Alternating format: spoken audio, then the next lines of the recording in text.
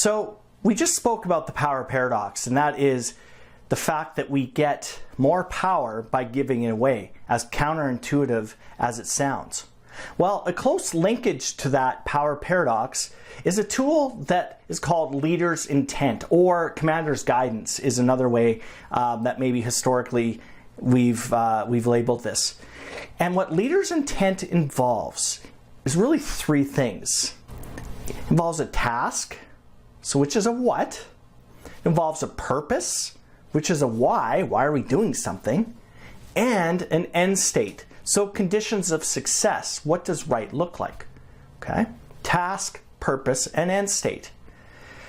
It is a tremendously valuable leadership tool, and feedback over the many, many years is that this, above all else, is the #1 tool and technique that has got such a big bang for the buck on the incident ground. So let's explore it a little bit more.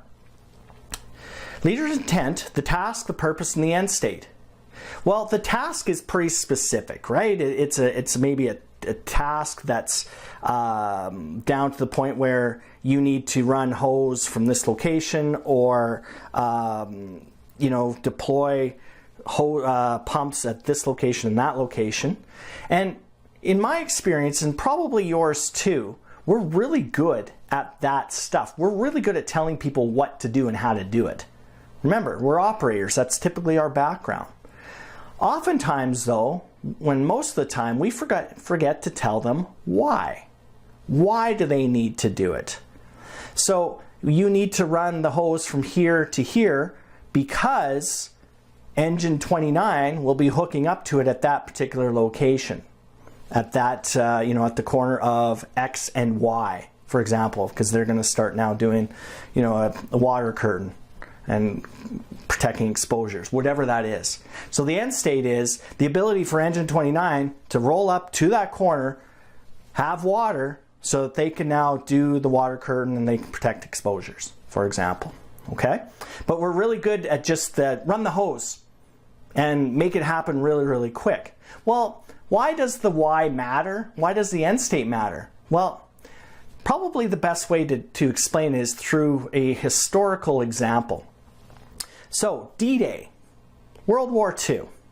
We all know about the beach landings. You know, the landing craft leaving the Navy ships and coming onto the beach, and the ramp coming down. I couldn't even imagine, frankly. So that comes into mind when we're thinking about D-Day and the Normandy invasions and Juno and so on and so forth.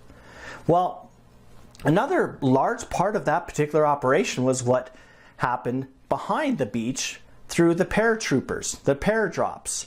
So the idea there was the individuals, the 82nd, the 101st, and so on and so forth, all the airborne units, their job was to parachute behind enemy lines. Now, if anyone knows the story, if you've seen Band of Brothers, if you've seen any of the historical footage, the documentaries, that drop went tactically completely sideways. It was a Charlie Foxtrot from the beginning. And yet, the beach landings were a success. So you could really draw a couple of conclusions. Maybe the paratroopers, that operation or those operations weren't important. Yeah, then, maybe that's it. So it failed, a big deal. We're just trying to appease the Army and Air Force and stuff like that while the Navy, gets all the glory. Well, we don't want that. We need them all involved. Yeah, we could say that. Or we could actually take a look at it and dissect it from the perspective of commander's guidance or leader's intent. And it's the second part that really drove success. So this is what happened. Leader's intent-wise, the task was, let's say I would walk up to a platoon leader, and let's call it 12 people, okay? Hey, platoon Alpha, your job is to seize a bridge at grid coordinate 1, 2, 3, 4, 5, 6. That's the task. Now, normally we would end there, but leader's intent says we go a little bit further. All right, so that's your task, but here's why. Here's why we need that bridge seized. We want to make sure that the enemy doesn't reinforce the beach, and we want to make sure those bridges are intact so we can use them to go inland.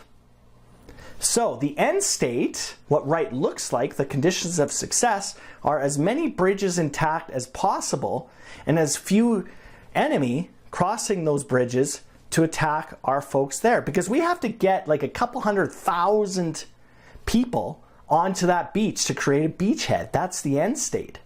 So there's all these things that have to support that. All right, so I've just told that platoon. Now I walk up to platoon B. So, platoon Bravo, I need you to seize a bridge. It's at grid coordinate 2, 3, 4, 5, 6, 7. But I'm going to go a little further. I'm going to tell you why. I want to make sure that that bridge is intact so we can use it to go inland. And also, we want to make sure that the enemy doesn't cross that. So it's a great choke point. So the end state is that that bridge and as many bridges as we possibly can stay intact for us to use in our operation. Perfect. Platoon C, guess what? Same thing. The task changes, but the why and the end state doesn't. So, in actual fact, this is what happens. The planes launch, gliders launch. As I said, it was tactically a tremendously ineffective operation. Planes are getting shot down. Jump masters are telling the guys in the back, hey dudes, you got to get out of here, man. It's safer to be in the air than it is in this bullet magnet. Navigation's a problem. Oh man, it was just chaos. And yet again, it was a successful strategic operation because to the man, they knew the task, but more importantly, they knew the why and they knew the end state. So if I'm from, say, 82nd Airborne, for example, I land on the ground, I dust myself off. I've got no clue where I am. I don't have a GPS. I don't have any of those kind of fancy-dancy tools that we have today. So he doesn't know where he is. He doesn't know where he's going. But he knows why he's on the ground. And he kind of knows what he has to do in the big picture. So what does he do? He looks for a bridge. Looks for a river. So now he is on his own. He's walking, looking for topography or terrain features that would indicate rivers. So he starts heading there. Now, along the way, he runs into, say, somebody from the 101st. Normally, they'd never work together, but this gentleman from the 101st, he's dusting himself off. Guess what he's doing? The exact same thing. He knows his why, he knows the end state. So he's out searching for bridges and rivers as well. So the 82nd and 101st guy, they get together. Hey, man, like, do you know where we are? Nah, no clue. Wow. Yeah. Well, you want to go find a river? Want to go find a bridge? Yeah, sounds good, dude. Let's go. All right. So then those two individuals, they go about and they carry out protection and, maneuvers at a bridge. Is it the right bridge? No, it's not. But it doesn't matter because that action, that activity is happening across the countryside where the decisions should be made, which is really boots on the ground.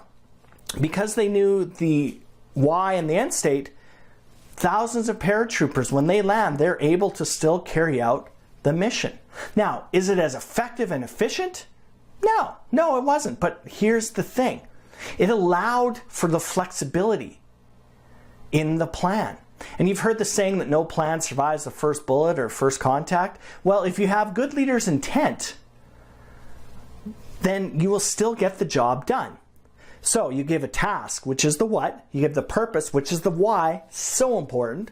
You give the end state. So what is the conditions of success? What does right look like? And you would be amazed at the ingenuity and the ability of the folks on the ground, their ability to make decisions and make stuff happen to meet your intent. You don't even have to tell them the how. So then you're probably, just like power paradox, you're like, man, we give power away and we're supposed to get it more back. Well, now I'm just telling them this intent and I'm not going to tell them exactly how they're going to do it. It's going to be chaos. No, quite the opposite.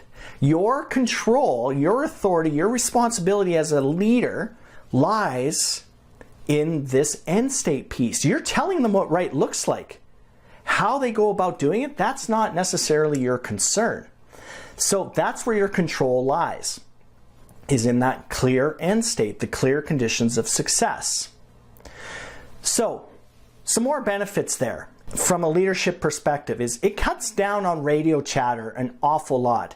You know, you don't have to micromanage. They're not asking you all sorts of tactical questions because they have the end state and they're now going to go about the mission to meet your end state. It also now allows you as a leader, it frees you up to go now and spend your time on the things that really need your help. Maybe there are some tactical issues and challenges that some people need help with. Then, okay, maybe you're going to deep dive into that, but then you're going to quickly get out.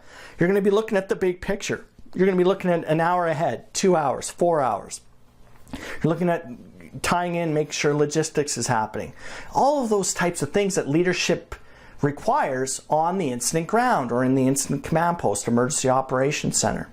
So another example of this came from a large wildfire operation that I was involved in, and it involved getting tens of thousands of people back into their homes after a mass evacuation. Again, almost 100,000 people.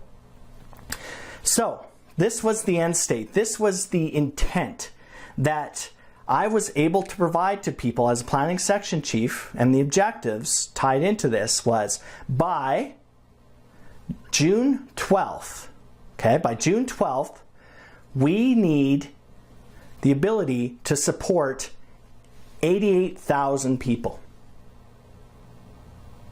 All right, perfect. Now, there were 75 people in the room in the emergency operations center that we were working in. So what that did now was it told the utility company, okay, we've got a deadline. We've got this June 12th thing. It told planning and development to figure out what businesses we needed in place to sustain the people. It told the law enforcement agencies what roads needed to be open and accessible. It told the fire department what hydrants had to be charged for a particular area. It told the media, it told this, it told all of those agencies what right looks like and the end state.